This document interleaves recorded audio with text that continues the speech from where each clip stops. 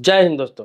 आज मैं आपको बताऊंगा कि आप ब्याज पर पैसा कैसे लगा सकते हैं, ब्याज पर पैसा लगा के पैसा कैसे कमा सकते हैं, क्या ब्याज पर पैसा लगाने के लिए कौन सा लाइसेंस की ज़रूरत है, लाइसेंस कहाँ बनेगा।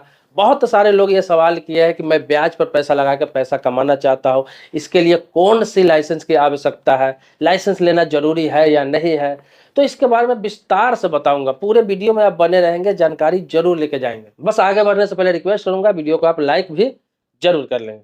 देखिए, ब्याज पर पैसा लगाने के लिए आप बड़े स्तर पर, प्रोफेशनल स्तर पर ब्याज पर पैसा लगा रहे हैं, जिससे आप कमाना चाहते हैं, अपने रोजी रोजगार चलाना चाहते हैं, उसको करियर बनाना चाहते हैं, तो इसके लिए तो लाइसेंस की आवश्यकता है।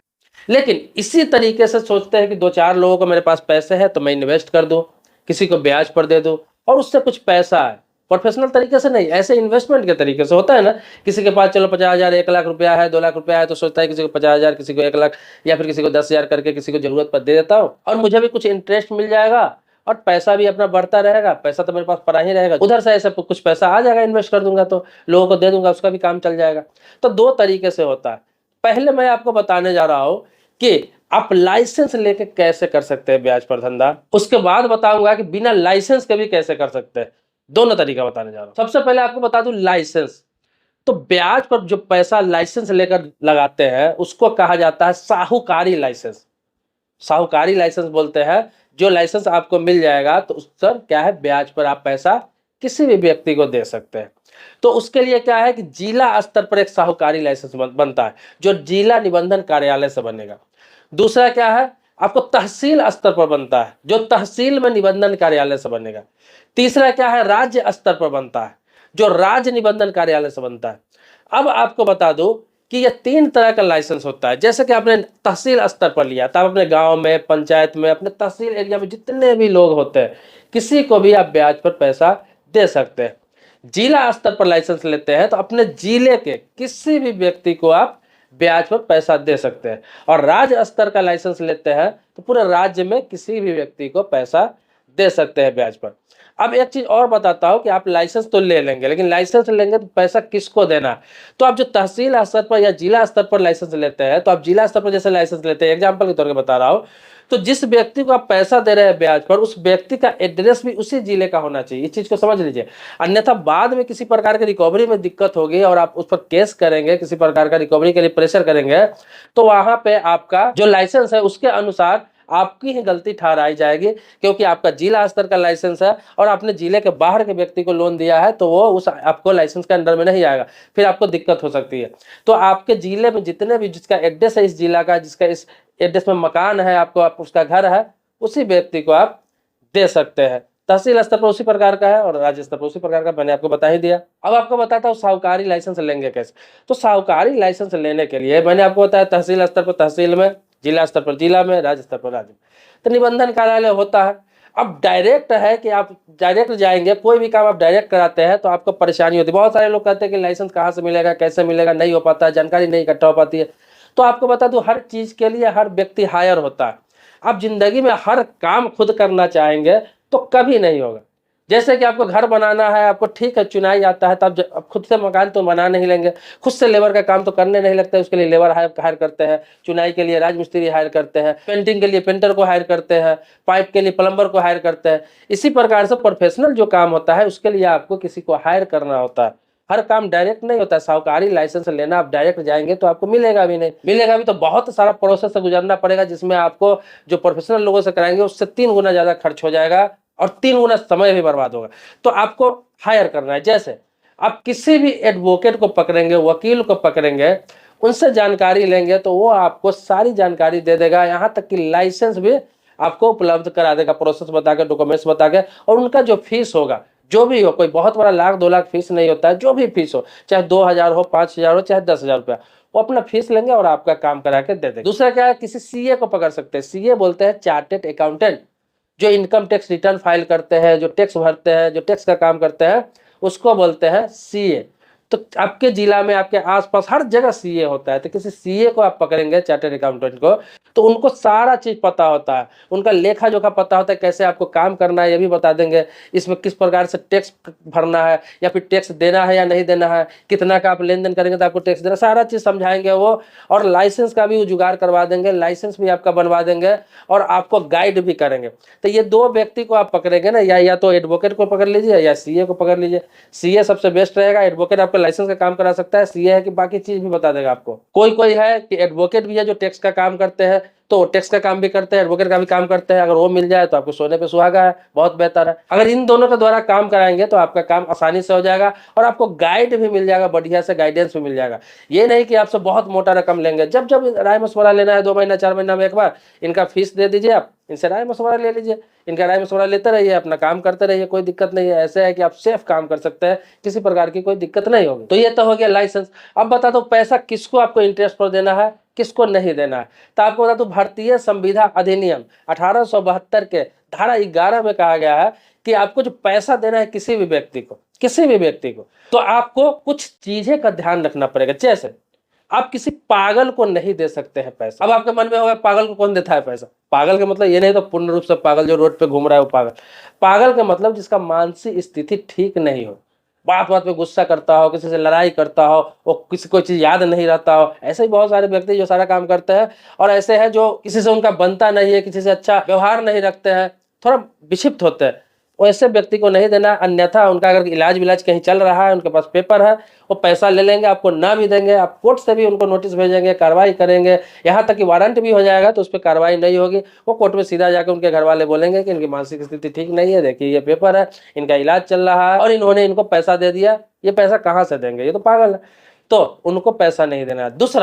दूसरा क्या है कि आपको ये देखना है कि जो अवैध काम कर रहे हैं, अवैध रूप से काम कर रहे हैं, जैसे देखेंगे कि दारू का गलत धंधा कर रहे हैं, मतलब नशे का गलत धंधा कर रहा है, कोई गांजा बेचने वाला है, कोई दारू बेचने वाला है, कोई स्मैक बेचने वाला है, या फिर गलत तरह के नशा बेचने वाला है, और उस पर पहले से वो चीज केस है, मतलब उस पर केस कोई ना कोई लगा हुआ है नशा बेचने का अवैध रूप से।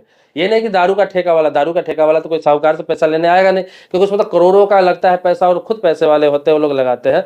साहूकार से तो यही छोटे लोग लेने आते हैं गाँव का। तो अगर कोई नशा का कारोबारी है जो छोटे मोटे अवैध रूप से काम करता है, नशा बेचता है, तो उसको पैसा आपको नहीं देना है। अन्यथा कल होकर वो पैसा आपको नहीं वापस करता है तो किसी प्रकार का कानूनी कार्रवाई करते हैं तो कोर्ट में ये चीज वो साबित कर सकता है उसके घर वाला कि नशा का कारोबारी करता है, इस पर पहले से केस भी है, तो अवैध धंधा करता है उनसे पैसा लेके, और आपको फाइनेंसर घोषित कर देगा कि ये व्यक्ति फाइनेंसर, उनको फाइनेंस करता है, उसी पैसे से ये नशा का धंधा करता है। अगर ये चीज साबित कर दिया, ये चीज बोल दिया, फिर आप भी उस पर लपटा जाएंगे। किससे पैसा लेके ये गांजा का धंधा करता है, इससे पैसा लेके शराब का धंधा करता है, इससे पैसा लेकर ये स्मैक का धंधा करता है। तो पहले से अगर इस तरह का उस पर केस है, अगर केस नहीं है आपने दे दिया, बाद में अगर उस पर केस हुआ तो अगर पकड़ा जाता है तो ये साबित नहीं कर सकता है कि भाई इस पर कोई किसी प्रकार का लीगल नहीं था, किसी प्रकार का केस नहीं था, मुझे क्या पता, बाद में ये ऐसा धंधा करने लगा, तो उस वो आप पैसा रिकवरी कर सकते हैं। लेकिन अगर पहले से 1-2 केस है और नशा का धंधा कर रहा है और आपने उसको पैसा दे दिया, तो फिर आप बुरे तरीके से फंसेंगे, आप भी उसमें शामिल माने जाएंगे। मतलब कि कुछ नहीं होगा, कार्रवाई नहीं होगा, लेकिन आपकी पैसे रिकवरी नहीं होगी कभी भी। तीसरा क्या है कि कोई क्रिमिनल माइंडेड इंसान है, जैसे कोई क्रिमिनल है,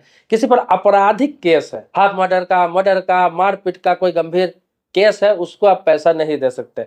पैसा आपने दे दिया और क्या है कि कल होके वो पैसा नहीं दिया तो ऐसे भी 2-4 उस पर केस रहता ही है, कोर्ट में हो तो जाएगा, इसे जेल जाता ही रहता है। दूसरा क्या है, इसीलिए कहा गया इस नियम में, दूसरा क्या है कि अगर वो हथियार के साथ पकड़ा गया, कुछ हथियार का स्मगलिंग वगैरह करता है, तो वहां पर यह भी साबित कर देगा कि भाई मैंने इनसे पैसा लेकर ये पिस्टल खरीदा था, मैं तो अपराधी हूँ, अपराधी कार्य करता हूँ, ये करता हूँ, तब यहाँ माना जाएगा कि आप ही से पैसा लेकर वो हथियार खरीद रहा है। तो पैसा देगा कहाँ, चोरी करके ही देगा, किसी को मर्डर करके ही देगा, तो वहां पे पैसा की रिकवरी आप नहीं कर सकते हैं, आपका वहीं पे जीरो हो जाएगा, नील बटा सन्नाटा। चौथा क्या है, कोई शराबी जो रेगुलर शराब पीता, नशे में रहता है। देखिए आजकल तो है, आज के डेट में हर कोई शराब पीता है, लगभग, सभी की बात नहीं बोल रहा हूँ, लेकिन 60-70% लोग, जैसे कि कोई डेली पीता है, कोई शौकिया पीता है, कोई हफ्ते में पीता है, कोई महीने में पीता है, कोई साल 2 साल में पार्टी है कभी तो पी लेता है। तो सभी को शराबी नहीं कहा जाता है। शराबी जो रेगुलर शराब पीता है, हर हफ्ते में पीता है या फिर हर डेली पीता है, हर दूसरे तीसरे दिन पीता है, उसको शराबी बोलते हैं। मतलब वीक से पहले जो पी लेता है उसको शराबी बोलते हैं, क्योंकि उसको तो एक लत है कि हफ्ते में ही पीना है, चाहे हफ्ते में 2 दिन पीना है, चाहे कल पीना है, चाहे हफ्ते में 1 दिन पीना है, चाहे डेली पीना है। ये सब शराबी के कैटेगरी में आता है, नशेड़ी के कैटेगरी में। लेकिन महीना 2 महीना 6 महीना पर कोई एक बार ले लेता है पार्टी वार्टी में, उसको नशेड़ी नहीं बुलाया जाता, शराबी नहीं बुलाया जाता। तो ये जो शराबी होते हैं, आप जान रहे हैं कि शराबी है, तो ये तो आप पहचान नहीं पाएंगे कि शराबी है कि नहीं है, लेकिन लोगों को पता रहता है कि ये नशा करता है कि नहीं करता है, चाहे साल में ही करता है चाहे 6 महीने में करता है।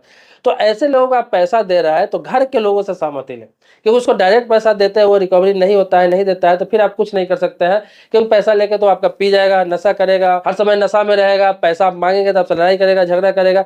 इसलिए शराबी को पैसा देने से मना किया गया है। तो अगर आपको पता है, आप चाहते हैं कि नहीं मजबूरी में है, कभी कभार पीता है, नशेड़ी है, और आपको पैसा भी देना है, तो इसके लिए प्रोसेस है कि उसके घर के कोई व्यक्ति को विटनेस बनाइए, उसका बेटा हो, पत्नी हो, भाई हो, पिता हो, उसको विटनेस कराइए और उसके रेफरेंस पे उसको पैसा दीजिए। मेन उसी को बनाइए कि भाई आपको पैसा दे रहा हूँ, भले इसको जरूरत है, पैसा आप अगर चाहते हैं तो दे रहा हूँ, बाकी रिकवरी आपसे ही मैं करूंगा। तो ऐसा विटनेस बना के आप दे सकते हैं, लेकिन डायरेक्ट उस शराबी को पैसा मत दीजिए, अन्यथा आपका पैसा रिकवरी नहीं होगा, यहाँ भी आप ही गलत साबित हो जाएंगे। तो ये 3-4 लोग हैं, शराबी हो गया, नशा के कारोबार करने वाला हो गया, क्रिमिनल हो गया, विक्षिप्त हो गया, जो मानसिक रूप से गड़बड़ रहता, इन लोगों को पैसा आपको नहीं देना है। यह साफ साफ आपको इंडियन कॉन्ट्रैक्ट एक्ट के सेक्शन 11 में दर्ज है, तो इस चीज को आपको फॉलो करना पड़ेगा, अन्यथा आप गलत साबित हो जाएंगे। एक चीज और बताना मैं भूल गया, पहले से जो कर्जदार हो, पहले से जिन्होंने बहुत सारा कर्ज ले रखा हो, उसका आप ट्रैक रिकॉर्ड चेक करेंगे। कोई नया आदमी जिसको आप जानते नहीं है, आप ही के एरिया का है, पैसा मांगने चला है, वो पहले से कर्जदार है, पहले से 2-4-5 लोगों से कर्ज ले रखा है, ट्रैक रिकॉर्ड ठीक नहीं है, समय पर पैसा नहीं लौटा रहा है, वैसे लोगों को भी आप कर्ज ना दें। क्यों? क्योंकि बैंक भी किसी को कर्ज देती है तो आप देखते होंगे उसका पैन कार्ड से सिविल स्कोर निकालता है, क्रेडिट स्कोर निकालता है कि कितने बैंक से इन्होंने कर्ज लिया और समय पे दिया कि नहीं, कितना इन्होंने लेट किया, कैसा इसका स्थिति है, कहीं डिफॉल्टर तो नहीं है, तब जाकर किसी को लोन देता है। ऐसे कोई बैंक लोन नहीं देती है, सारा चेकअप करके महीनों लगा देता है, तब जाकर लोन देता है। इसी प्रकार से आप अगर साहूकारी लाइसेंस ले रखे, किसी को लोन दे रहे हैं, तो ये चीज आपको देखना है कि ये व्यक्ति पर पहले से 2-4-5 कर्जा है कि नहीं। अगर है तो आप लोन क्यों देंगे, जब उसको नहीं दे पा रहा है आपको कहां से देंगे। लेकिन आपको लगता है कि हाँ चलो 1-2 छोटा मोटा कर्ज है, लोन है इसके पास, लेकिन सही समय पर उसको वापस कर रहा है, सही इसका ट्रैक रिकॉर्ड है, उसका वहां पे देख सकते हैं, मांग सकते हैं उससे डिटेल्स। जब बैंक मांगता है आप क्यों नहीं मांग सकते, आपके पास लाइसेंस है, आप वहां से उसके रिकॉर्ड मांग सकते हैं, पता कर सकते हैं उन लोगों से कि आपका जो कर्ज लिए हुआ है, चाहे 10,000 हो 50,000, आपको समय पर ब्याज मिलता है कि नहीं, समय पर पैसा रिटर्न करता है कि नहीं। अगर ट्रैक रिकॉर्ड सही है 2-3 लोगों का, तो फिर लोन दे सकते हैं उस ट्रैक रिकॉर्ड पे आधार पर। लेकिन ऐसे लोगों में भी विटनेस एक जरूर बनाइए। किसी प्रकार का आप लोन दे रहे हैं साहूकारी लाइसेंस, फिर भी एक विटनेस आप जरूर बनाएंगे, ताकि ये व्यक्ति न दे होके, तो उसको विटनेस बना के, गवाही बना के आप केस फाइल कर सके, या फिर उस व्यक्ति को भी पार्टी बना सके कि इसने उसको पैसा दिलवाया, पैसा नहीं दे रहा है, ये व्यक्ति भी जिम्मेदारी नहीं ले रहा है। तो ये ग्राउंड पहले से बना के आपको रखना पड़ेगा कि विटनेस बनाना पड़ेगा। अब आगे क्या है कि एग्रीमेंट आपको बनाना, किसी भी व्यक्ति को पैसा दे रहा है तो एग्रीमेंट स्टाम्प पेपर पर कम से कम 50 रुपया, कोशिश करें कि 100 रुपया से ऊपर के स्टाम्प पेपर 100 रुपया के होना चाहिए।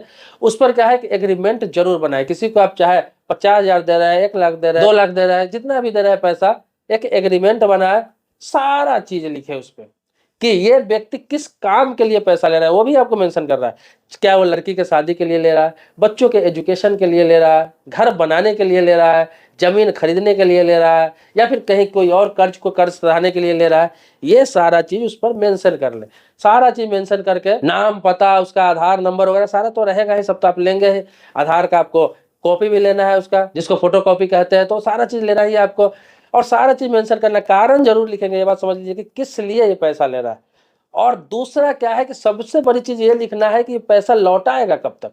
एक डेट फिक्स लिखना है, भले ही ब्याज में पैसा दे रहा है, लेकिन डेट फिक्स लिखना है कि ये 2 साल के लिए ले रहा है, या 3 साल के लिए ले रहा है, 4 साल के लिए ले रहा है, इस डेट को ले रहा है, इस डेट से पहले ये पैसा लौटा देगा। जैसे आप बैंक को देखते होंगे, बैंक को लोग ब्याज देते हैं ना, इंस्टॉलमेंट देते हैं, किस्त देते हैं, लेकिन फिर भी बैंक एक नियम से पैसा देता है।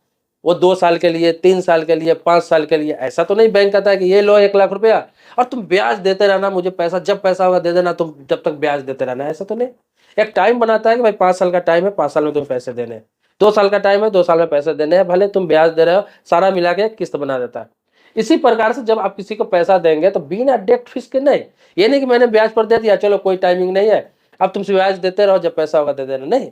आपको 1 साल का हो, 1.5 साल का हो, 2 साल का हो, एक पेपर में एक डेट लिखना है कि इस टाइम में, भले ही वो 2 महीना के बाद ही दे दे, भले ही 3 महीने में पैसा दे दे, 6 महीने में दे दे, लेकिन वहां पे 1 साल या 2 साल का आपको मेंशन करना है, ताकि उस डेट तक वो पैसा नहीं दे, बीच में किसी प्रकार का आपका ब्याज नहीं दे रहा है, दिक्कत कर रहा है, रोक रहा है, तो उस डेट के बाद आपके पास ये रहेगा कि इतने दिनों से ब्याज नहीं आ रहा है और ये डेट भी फेल हो गया, तो उस एग्रीमेंट के बेस पे आप क्या करेंगे, केस फाइल कर सकते हैं और आपका पैसा 100% रिकवरी होगा। रिकवरी क्या होगा, वो इंटरेस्ट भी देगा, पैसा भी देगा और आपका जो पैसा है उसका 2 गुना पैसा देगा, रिकवरी होगा। तो ये सारी चीजें होती है, तो ये काम जरूर करें एग्रीमेंट में। और एग्रीमेंट में आप 2 विटनेस का साइन जरूर करवा ले, गवाह, जो एक उसके तरफ से हो सकता है, एक आपके तरफ से हो सकता है, उसके जानने वाला एक हो सकता है, एक आपके जानने वाला हो सकता है। तो जरूर विटनेस का साइन, गवाह का साइन कराएं। अब बता दूं कि बहुत सारे लोग ऐसे होते हैं जो सोना गिरवी रख के भी पैसा देते हैं, जिनके पास लाइसेंस होता है। तो किसी का प्लॉट का पेपर रख लेते हैं, प्रॉपर्टी का पेपर रखते हैं। इसके अलावा बहुत सारे सामान है, बहुत सारी चीज है जो उसका गहना वगैरह रख के उनको तब जाके उनको पैसे देते हैं। क्यों पैसा नहीं देगा तो सामान को मैं जब्त कर लूंगा, ले लूंगा। तो आपके पास साहूकारी लाइसेंस अगर है, साहूकारी लाइसेंस है, आप लीगल तरीके से चला रहा है, प्रोफेशनल तरीके से चला रहा है, तो उस चीज को आप रख सकते हैं, लेकिन उसके बदले आपको उसको एक रिसिप्ट देना होगा, एक रसीद देना होगा, या फिर वो लिखित में आपको मेंशन करना होगा एग्रीमेंट में कि इस चीज के बदले इसने ये चीज मेरे पास गिरवी रखा है और अपने स्वेच्छा से रखा है, मेरे तरफ से कोई जबरदस्ती नहीं है, इन्होंने अपने स्वेच्छा से रखा है। अगर ये पैसा नहीं दिया तो ये नहीं लिखना है कि इन्होंने पैसा नहीं दिया तो मैं इसको जब्त कर लूंगा। वहां पे ये लिखा जाता है कि अगर इन्होंने पैसा नहीं दिया तो मैं इस चीज को, इस सोना को, या फिर जो ये मॉर्गेज रख रहे हैं, सामान रख रहे हैं, प्रॉपर्टी रख रहे हैं, तो इनको सेल करके मैं अपना पैसा रिकवरी कर लूंगा। बाकी जो पैसे बचेंगे मैं इन्हें रिटर्न कर दूंगा। इंटरेस्ट और मेरा जो मूल राशि होगा वो रख के बाकी जो पैसे बचेंगे मैं उनको रिटर्न कर दूंगा। जैसे आपने देखा होगा कि होम लोन कोई लेता है, गोल्ड लोन लेता है, तो होम लोन लेता है कोई 2 लाख रुपया का लिया, लेकिन पेपर उनके पास जमीन को जो रखा जाता है वो 10 लाख का है। मान लिया इन्होंने नहीं दिया, ब्याज नहीं दिया, इनका एनपीए हो गया 3 महीना, 4 महीना, 7 महीना बाद, तो क्या करता है बैंक, उस प्रॉपर्टी को नीलाम करता है, ऑक्शन करता है। लास्ट तो कोशिश करता है कि कंप्रोमाइज हो जाए, पैसा दे दे, कोशिश करता है। 6 महीना, 7 महीना, 8 महीना तक का समय देता है, नोटिस पे नोटिस, नोटिस पे नोटिस, कोर्ट में जाता है, लेकिन फिर भी वो व्यक्ति पैसा नहीं देता है। तो लास्ट में क्या होता है कि उस डेट तक का, लास्ट डेट तक का, जब तक कि वो नहीं दिया, उस दिन तक का जब ऑक्शन होता है, उस दिन तक का जितना भी इंटरेस्ट होता है उसका या मूल राशि होता है, वो टोटल जोड़ के पैसा उसको नीलाम करके, चाहे जेवर हो चाहे प्रॉपर्टी हो, बेच के वो अपने पास रख लेता है। लेकिन 2 लाख है, 2 लाख का मान ली 4 लाख रुपया हो गया हुआ इंटरेस्ट लेके, या 3 लाख हो गया हुआ, प्रॉपर्टी 10 लाख में बिका।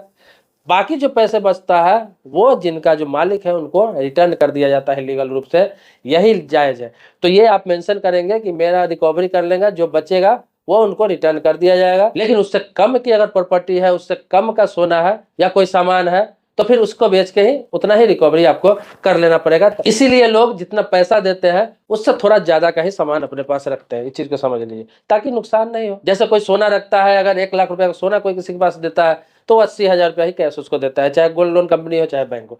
तो इसी प्रकार से आपको करना है, कर सकते हैं, बाकी अपने स्वेच्छा के अनुसार है।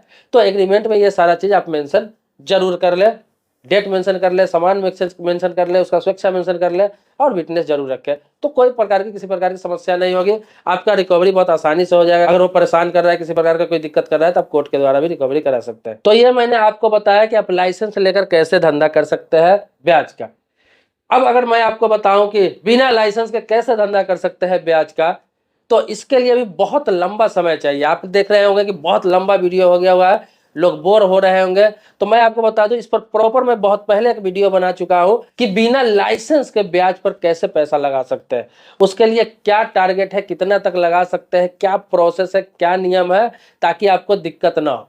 तो ये वीडियो पहले बना चुका हूं और उस वीडियो का जो लिंक है इसी वीडियो के डिस्क्रिप्शन में डाल दूंगा। इस वीडियो का डिस्क्रिप्शन आप खोलेंगे, उसी में उसका लिंक मिलेगा, वहां पे आप जाकर उस वीडियो को भी पूरा देख सकते हैं कि बिना लाइसेंस के आप ब्याज पर कैसे पैसा लगा सकते हैं। लेकिन आप वहां तक नहीं पहुंच पा रहे हैं या फिर आपको समझ में नहीं आ रहा है कुछ, तो नेक्स्ट वीडियो मैं इसी मुद्दे पर बना दूंगा। अगर आपका सवाल आया ज्यादा से ज्यादा तो मैं उसी मुद्दे पर बना दूंगा, क्योंकि वीडियो वाकई में बहुत लंबी हो चुकी है। इसके अलावा इससे संबंधित या किसी और टॉपिक से संबंधित आपके मन में कोई सवाल है, जैसे बैंक हो गया, इंश्योरेंस हो गया, फाइनेंस हो गया, इन्वेस्टमेंट हो गया, पोस्ट ऑफिस हो गया, शेयर मार्केट हो गया, इस तरह से इससे संबंधित कोई सवाल है, प्रश्न है, कुछ पूछना है, कुछ जानना है, कमेंट बॉक्स में लिखिए, उस टॉपिक पर भी वीडियो बना दूंगा। क्योंकि इस चैनल पर ज्यादातर आपको इसी से संबंधित जानकारी दी जाती है। दोस्तों मेरे चैनल पर नए हैं तो सब्सक्राइब कर लीजिए, ताकि आपको वीडियो टाइम टू टाइम मिलता रहे। लेकिन पुराने सब्सक्राइबर है तो इसके लिए कोटि कोटि धन्यवाद देता हूँ, आभारी हूं आपका। मिलते हैं नेक्स्ट वीडियो में एक नए मुद्दे के साथ, तब तक के लिए शुक्रिया, धन्यवाद, जय हिंद दोस्तों।